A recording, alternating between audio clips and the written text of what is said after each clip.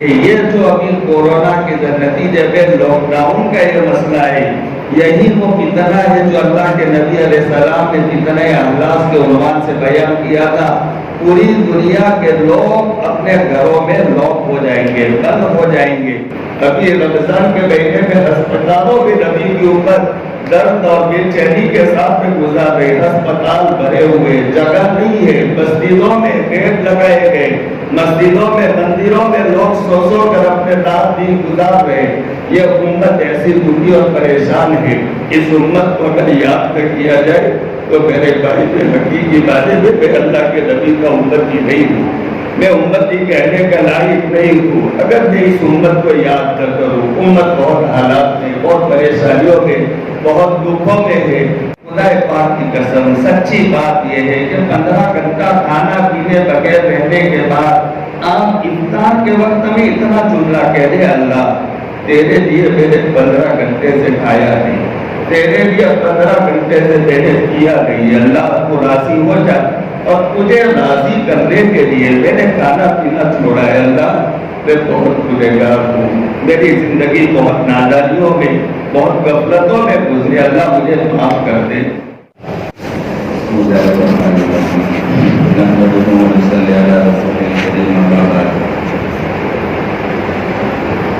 بہت پیارے بزرگوں اور بھائیوں، اللہ رب العزت نے ہمیں رمضان کا ایک مبارک مہینہ عطا فرمایا۔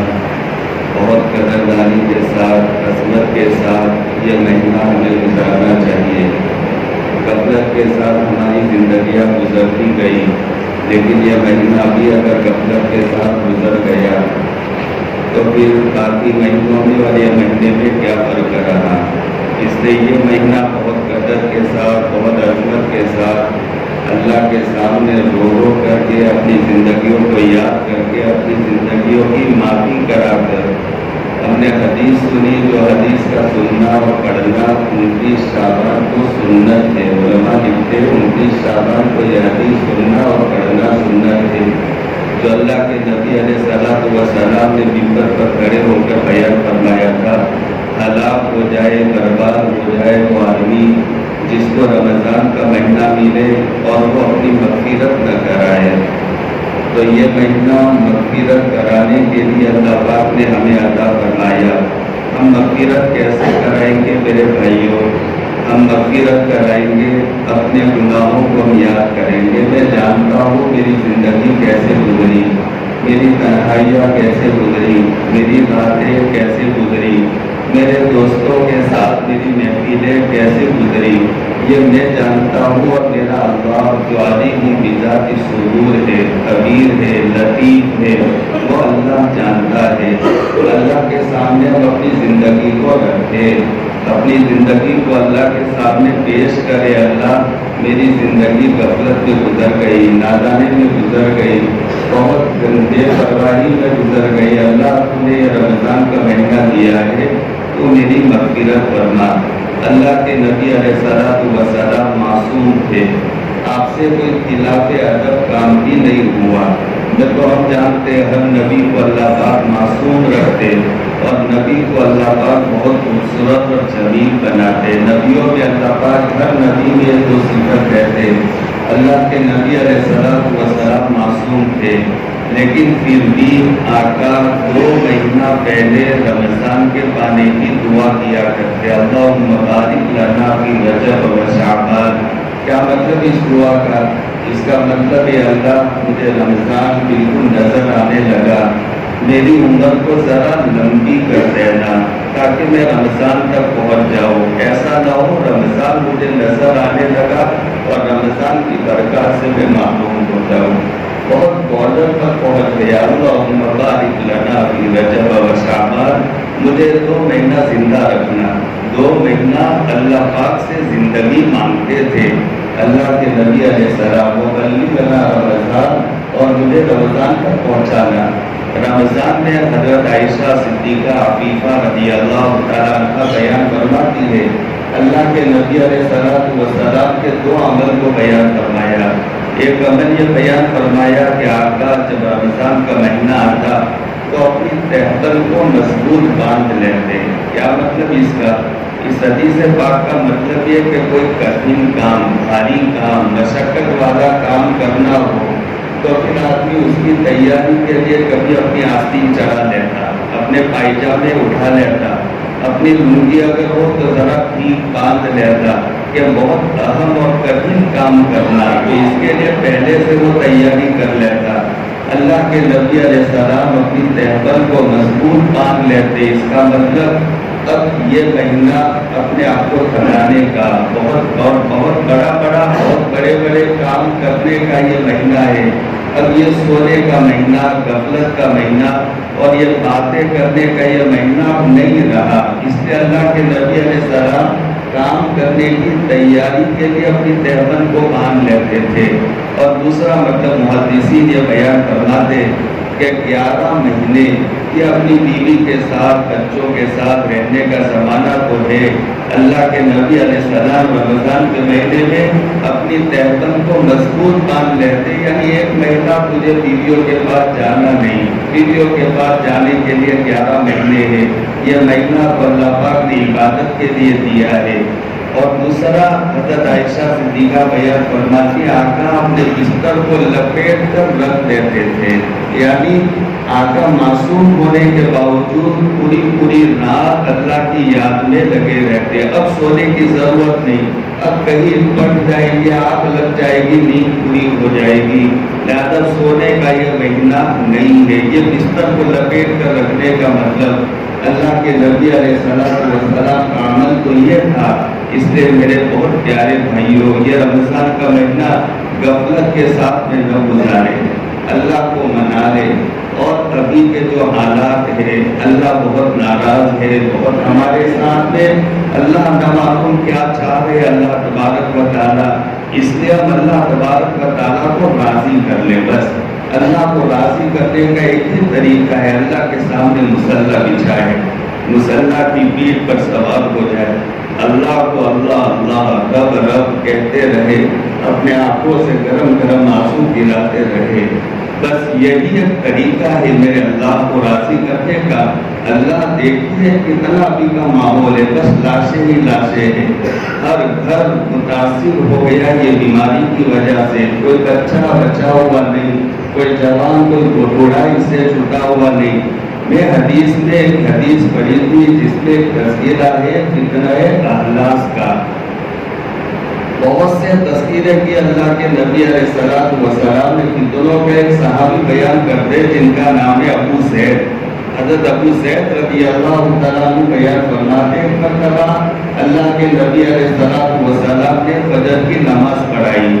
فجر کی نماز کے بعد سمجھے مسجد نبوی کا کچھ ماحول ایسا تھا کہ مسجد نبوی میں جو مہمان ہوتے تو مہمانوں کے لیے ناشتہ تیار ہوتا، نماز پڑھی جاتی، نماز کے بعد میں صحابہ اپنے اپنی جگہ پر بیٹھے رہتے، ذکر و اذکار میں، اور پھر عشاء کی نماز ہوتی۔ عشاء کی نماز کے بعد میں پھر ایک بہت بڑا کڑاوا، حدیث میں اس کا نام دیا گیا ہے گرا، تو وہ 4 آدمی یا 8 آدمی اٹھا کر کے وہ کڑاوا کو گرا کو لاتے اور وہ کڑاوا رکھ دیا جاتا، اور سارے صحابہ جو وہاں موجود ہوتے سب اکٹھے مل کر کے چاروں طرف بیٹھ کر کے اس میں سے ناشتہ کرتے۔ یہ عمل ہو گیا۔ اس کے بعد اللہ کے نبی علیہ السلام نے ممبر پر کھڑے ہو کر کے تقریر کرنا شروع کیا۔ سنیے یہ حدیث پاک کو، دیکھیے فتنوں کو بیان کرنا، دجال کو بیان کرنا، مہدی کو بیان کرنا، طلوع شمس من مغربہا کو بیان کرنا، خروج دابہ کو بیان کرنا، نزول عیسیٰ کو بیان کرنا، یہ اللہ کے نبی علیہ السلام کی بڑی بڑی سنتوں میں سے ہے۔ لیکن آج یہ سنتیں ہم سے نکل گئی۔ اللہ کے نبی علیہ السلام کی صفات میں سے نذیر کا مطلب ہے ڈراؤ، لیکن ڈرانا ایسا کہ ڈرانے میں پیار ہو، شفقت ہو، تو نبی کی صفت ہے ڈرانا شفقت کے ساتھ۔ اللہ کا نبی بیان فرماتا ہے کہ ہر امت نے اپنی قوم کو دجال سے ڈرایا ہے، اور میں بھی ڈراتا ہوں تمہیں۔ تو فتنوں سے تو ڈرا جاتا ہے، فتنوں سے ڈرایا جاتا ہے، اور یہ ڈرانا اور فتنے بیان کرنا کرنا یہ اللہ کے نبی علیہ السلام کی سنتوں میں سے، اللہ کے نبی علیہ السلام اس کو بیان کیا کرتے تھے زندگی میں۔ ابو ذر بیان کرتے آقا نے فجر کی نماز کے بعد منبر کو سنبھالا اور آپ نے حالات بیان کرنا شروع کیا، یہ ہوگا، وہ ہوگا، فلانا ہوگا، فلانا ہوگا، تم پر یہ آزمائش آئے گی۔ بیان کرتے کرتے صحابی بیان کرتے ظہر کا وقت ہو گیا۔ ظہر کے نماز کا وقت ہوا تو مؤذن نے اذان پڑھی، آقا نیچے آئے اور نیچے آ کر کے آقا نے ظہر کی نماز پڑھائی۔ ظہر کی نماز پڑھنے کے بعد پھر منبر پر تشریف فرما ہو گئے اور آقا نے پھر بیان کرنا شروع کیا، یہ ہوگا، وہ ہوگا، فلانا ہوگا، یہاں تک کہ عصر کا وقت ہو گیا۔ عصر کی اذان پڑھی گئی، آقا نیچے آئے اور آقا نے اذان پر نماز پڑھائی۔ عصر کے بعد پھر منبر پر کھڑے ہو گئے اور آقا نے پھر تقریر کرنا شروع کیا، یہاں تک کہ وہ صحابی بیان کرتے ہیں کہ سورج ہمارے دیواروں کے کنارے پر آ گیا، یعنی ڈوبنے کے قریب۔ پورا دین آقا نے حالات کو بیان فرمایا، یہ ہوگا، وہ ہوگا، فلانا۔ اسی لیے ایک صحابی بیان فرماتے، اتنی لمبی تقریر کو کون یاد رکھے، حفیظہ من حفیظہ ونسیہ من نسیہ، یاد جس کا حافظہ بہت تیز تھا اس کو یاد رہا اور بھولنے والے اس کو بھول گئے۔ یعنی آقا نے سب بیان کیا۔ ایک مرتبہ آقا مسجد نبوی سے نکل رہے تھے اور اچانک آقا رک گئے اور گھروں کی طرف دیکھنے لگے اور آقا نے گھروں کو دیکھ کر فرمایا کہ میں ان آنکھوں سے دیکھ رہا ہوں کہ تمہارے گھروں کے اوپر جیسے چٹائی اس کے دھاگے کو توڑ دیا جائے۔ چٹائی یہ تنکوں کو جوڑ کر بنائی جاتی ہے، تنکا ملایا جائے تو بنتی ہے چٹائی۔ تو درمیان کے دھاگے اور لڑی کو توڑ دیا جائے تو جیسے ایک کے بعد دوسرے تنکے گرتے ہیں، ایسے میں دیکھ رہا ہوں اپنی آنکھوں سے تمہارے گھروں کے اوپر ایسے فتنے ایک کے بعد دوسرے، دوسرے کے بعد تیسرے، تیسرے کے بعد چوتھے، ایسے یہ فتنے تمہارے گھروں پر آ گئے۔ تو یہ اللہ کے نبی علیہ السلام نے ساری باتوں کی بشارتیں سنائی تھی۔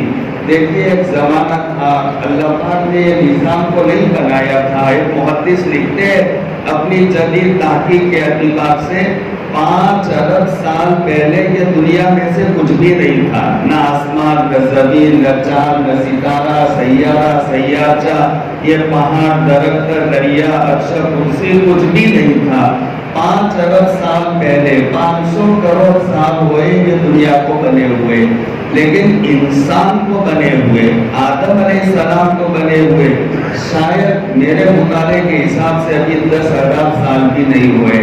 10,000 سال کے قریب حضرت آدم علیہ السلام کے دنیا میں آئے ہوئے اور اب یہ دنیا آخری حالت پر چل رہی ہے۔ جو اللہ کے نبی علیہ السلام نے بیان فرمایا تھا، دنیا کے خاتمہ کی جو نشانیاں بیان فرمائی تھی، جو علامتیں بیان فرمائی تھی، ساری علامتیں پائی گئی۔ ان علامتوں میں سے پہلی علامت یہ حضرت مہدی رضی اللہ تعالیٰ عنہ کا ظہور ہے، جو حدیث میں اللہ کے نبی علیہ السلام نے بہت اہمیت دے کر بیان فرمایا کہ اگر اللہ دنیا کو ختم کرنا چاہے، اذا لم یبق من الدنیا الا یوم لطول اللہ ذلک اليوم حتی یبعث فیہ رجلا من اہلی او من اہل بیتی یباطئ اسمہ اسمی و اسم ابیہ اسم ابی یملأ الارض قسطا وعدلا کما ملئ الظلم وجورا۔ یہ حدیث میں کہا بس یہ سارے حالات جب ہوں گے، جو علامتیں آپ نے بیان فرمائی، یہ ہوگا، یہ ہوگا، وہ ہوگا، حضرت مہدی کے ظہور سے پہلے، لہذا وہ ساری باتیں ہو چکی ہے۔ محدثین لکھتے، میرے سامنے میں نے کتاب الفتن 9 سال پڑھایا ہے، لہذا وہ ایک ایک حدیث میرے سامنے ہے۔ وہ جو حدیث میں بیان کیا تھا ظہور مہدی سے پہلے علامات، وہ ساری علامتیں پوری دنیا میں ہر جگہ پر وہ علامتیں پائی گئی۔ اب یہ بالکل انتظار میں ہے کہ کب حضرت مہدی کا ظہور ہو، یہ پہلی کڑی ہوگی قیامت کے قائم ہونے کی، اور ظہور مہدی بسر ہونے کو جا رہا ہے۔ یہ بالکل بارڈر پر اب چل رہے، اور جب دنیا ختم ہونے پر ہو، سکرات پر ہو، تو جانتے ہیں سکرات کا تذکرہ جو قرآن نے کیا ہے، وَالْتَفَّتِ السَّاقُ بِالسَّاقِ، کہ ایک آدمی جب مرنے لگتا ہے تو پنڈلی کو پنڈلی پر مارتا ہے. کیا مطلب؟ سونے والا جب سوئے نیند نہ آئے تو کبھی یہ پاؤں کو پھیلا کر یہ پاؤں اس کے اوپر رکھتا ہے, کبھی یہ اس کے اوپر رکھتا ہے. یہ کرب اور بے چینی کی علامت ہے. تو اسی طرح بے چینی سکرات کے وقت میں ہوا کرتی. اب یہ دنیا سکرات پر ہے, بے چینی آئے گی, حالات آئیں گے, جب اللہ کی طرف سے جھٹکے آئیں گے. یہ جھٹکوں میں سے جھٹکا ہے. محدثین نے اس کی تفسیر کو بیان کی جو میں کہہ رہا تھا, اس پر میں نے یہ لمبی بات کہہ دی. تذکرہ کیا ہے فتنہ احلاس. حدیث پاک میں جن فتنوں کا تذکرہ کیا ان میں سے ایک فتنہ فتنہ احلاس. احلاس یہ ہلس کی جمع ہے. ہلس کہا جاتا ہے وہ ٹانٹ اور وہ پلاسٹک کہ جس کو آدمی اپنے پلنگ کے اوپر بچھا کر اس کے اوپر گدا رکھ دیتا ہے, اس کو ہٹانے کا نام نہیں لیتا, سالوں تک وہ پلاسٹک پڑا رہتا. تو یہ فتنے کا نام آقا نے دیا فتنہ احلاس. ایک فتنہ آئے گا کہ لوگ ان گھروں کے ٹانپوں کی طرح اپنے گھروں میں لاک ہو جائیں گے, گھروں سے نکل نہیں سکیں گے, گھروں میں بند ہو جائیں گے. جیسے وہ احلاس اور وہ ٹانپ اپنے چارپائی اور پلنگ پر رکھا تو سال 2 سال میں جب وہ چارپائی اور پلنگ کو ٹھیک کرنا ہو تو وہ ٹانپ کو آگے پیچھے کیا جائے گا, پھر وہاں پر رکھ دیا جائے گا, اپنی جگہ پر پڑا رہتا. علماء نے اس کی تفسیر میں بیان کیا, زمانہ بیان کرتے کہ ہو گیا, لیکن اکثر محدثین کہتے فتنہ ہونے والا. میرے ایک ناقص مطالعے میں یہ بات آتی ہے کہ یہ جو ابھی کورونا کے نتیجے میں لاک ڈاؤن کا یہ مسئلہ ہے, یہی وہ فتنہ ہے جو اللہ کے نبی علیہ السلام نے فتنہ احلاس کے عنوان سے بیان کیا تھا. پوری دنیا کے لوگ اپنے گھروں میں لاک ہو جائیں گے, بند ہو جائیں گے. ایسے ایسے فتنے ابھی اور بھی آنے والے, ابھی اور بھی آئیں گے. دجال کا فتنہ بھی آئے گا اور اس کے بعد نہ معلوم یاجوج ماجوج کا فتنہ بھی آنے والا ہے. وہ دابا کا بھی نکلنا, بہت سارے حالات ابھی اور بھی آتے رہیں گے ایک کے بعد دوسرے. لیکن ایمان والا اس کے لیے حدیثوں میں قرآن میں تسلی موجود ہے. ہم اپنے ایمان کو مضبوط کریں, اپنے اعمال کو برابر ٹھیک کیا کریں, سنت والی اپنی زندگی کیا کرے, اپنی کمائی کو ٹھیک بنایا کرے. حضرت ابو سعید خدری کی روایت ہے, من اکل طیبا وعمل فی سنت وامن الناس بوائقا. جو 3 کام کرے, اپنا کھانا اچھا کر دے, ٹھیک کام, کھانا اچھا طیب پاکیزہ, اور زندگی کا ہر عمل سنت کے مطابق کر دے, ہر عمل سنت کے مطابق. اور تیسرا کام ایسا جیے کہ اپنے سے کسی کو دکھ نہ پہنچے. المسلم من سلم المسلمون, اور ایک روایت میں المسلم من سلم الناس, کہ کامل سچا پکا مسلمان تو وہ ہے کہ پوری دنیا کا کوئی انسان, چاہے ایمان والا ہو چاہے کافر, اس کے زبان اور ہاتھ سے یعنی اس کے بدن کے کسی عمل سے, کسی بول سے دکھی نہ ہو, تکلیف میں نہ ہو, تو یہ سچا پکا مسلمان ہے. لہذا یہ ہمارے اعمال ٹھیک کرے اور سنت کے مطابق ہمارے اعمال بنا دے, روزی ہماری ٹھیک کر دے, ایسے جیے کہ ہم سے کسی کو تکلیف نہ پہنچے. یہ کام کرے 3 تو آقا نے فضیلت سنائی, دخل الجنہ, وہ آدمی سیدھا بننے کے بعد میں جنت میں چلا جائے گا.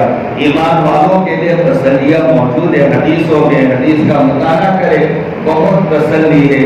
اس لیے یہ رمضان کے مہینے میں اپنے لیے دعا کرے, اپنی مغفرت کرائے. افطار کے وقت ہمیں خاص طور پر اللہ پاک دعا قبول کرتے. 15 گھنٹے سے کھایا نہیں, پیا نہیں, بولا نہیں جاتا, بولتے زبان چپک جاتی ہے. اور یہ 15 گھنٹے کے بعد میرا تو دل کہتا ہے, یہ اندر سے ضمیر بولتا ہے, خدا پاک کی قسم سچی بات یہ ہے کہ 15 گھنٹہ کھانا پینے بغیر رہنے کے بعد آپ افطار کے وقت میں اتنا جملہ کہہ دے, اللہ تیرے لیے میں نے 15 گھنٹے سے کھایا نہیں, تیرے لیے 15 گھنٹے سے میں نے کیا نہیں, اللہ کو راضی ہو جا, اور تجھے راضی کرنے کے لیے میں نے کھانا پینا چھوڑا ہے. اللہ میں بہت گنہگار ہوں, میری زندگی بہت نادانیوں میں, بہت غفلتوں میں گزری, اللہ مجھے معاف کر دے. بس اللہ یہ جملہ جو سنے گا, اندر کا دل یہ کہتا ہے اللہ کی رحمت جوش میں آ جائے گی. اللہ یقیناً ہماری مغفرت کا، ہماری رحمت کا اللہ فیصلہ کر دے گا. اس لیے افطار کا وقت بڑا قیمتی وقت ہوتا ہے، اللہ کو منانے کا وقت ہوتا ہے، اللہ کے سامنے آنسو بہانے کا وقت ہوتا ہے. اپنی مغفرت کرائے. اپنے بہت سارے رشتے دار اپنے قبروں میں سو رہے ہیں، تمہاری طرف سے دعاؤں کا وہ انتظام کرتے ہیں. ایسے اچھے خوش اور اچھے موقع پر ان کو ہم یاد نہ کریں. کون سا وقت ہوگا کہ ہم ان کو یاد کریں؟ ہم ان کو اپنی دعاؤں میں یاد کریں. اللہ کے نبی علیہ السلام نے ایک حدیث میں فرمایا، جس دعا میں میری امت کو یاد نہ کیا جائے وہ دعا ناقص اور ادھوری رہتی ہے. نبی کی امت تڑپ رہی ہے، دکھی ہے، پریشان ہے. ابھی رمضان کے مہینے میں ہسپتالوں میں نبی کی امت درد اور بے چینی کے ساتھ میں گزار رہے. ہسپتال بھرے ہوئے، جگہ نہیں ہے. مسجدوں میں بیڈ لگائے گئے، مسجدوں میں مندروں میں لوگ سو سو کر اپنے رات دن گزار رہے. یہ امت ایسی دکھی اور پریشان ہے. اس امت کو اگر یاد نہ کیا جائے تو میرے بھائی میں حقیقی بات ہے میں اللہ کے نبی کا امت ہی نہیں ہوں. میں امتی کہنے کا لائق نہیں ہوں اگر میں اس امت کو یاد نہ کروں. امت بہت حالات میں، بہت پریشانیوں میں، بہت دکھوں میں ہے. اس لیے امت کو یاد کریں. سحری کے وقت میں آدھا گھنٹہ قربانی دے دیں. اپنے اعمال کو ٹھیک کریں، اپنی زبان کو ٹھیک کریں، اپنے دلوں کو صاف کیا کریں. دل کی صفائی پر اللہ پاک مغفرت کا وعدہ، جنت میں نبی کے رفاقت کا وعدہ. یا بنی ان قدر ان تصبح وتمسی وليس في قلبك غش لأحد فافعل وذلك من سنتي ومن أحب سنتي فقد أحبني ومن أحبني كان معي في الجنة. دل کی صفائی پر اللہ کے نبی علیہ السلام نے بیان فرمایا وہ آدمی میرے ساتھ ساتھ جنت میں رہے گا. اللہ سے مانگے اللہ میرے دل سے حسد کو نکال دے، بغض کو نکال دے، اللہ ریاکاری کو، عجب کو نکال دے، دشمنی کو نکال دے. اللہ میرے دل میں تواضع پیدا فرما، عاجزی پیدا فرما، بیروزنی پیدا فرما.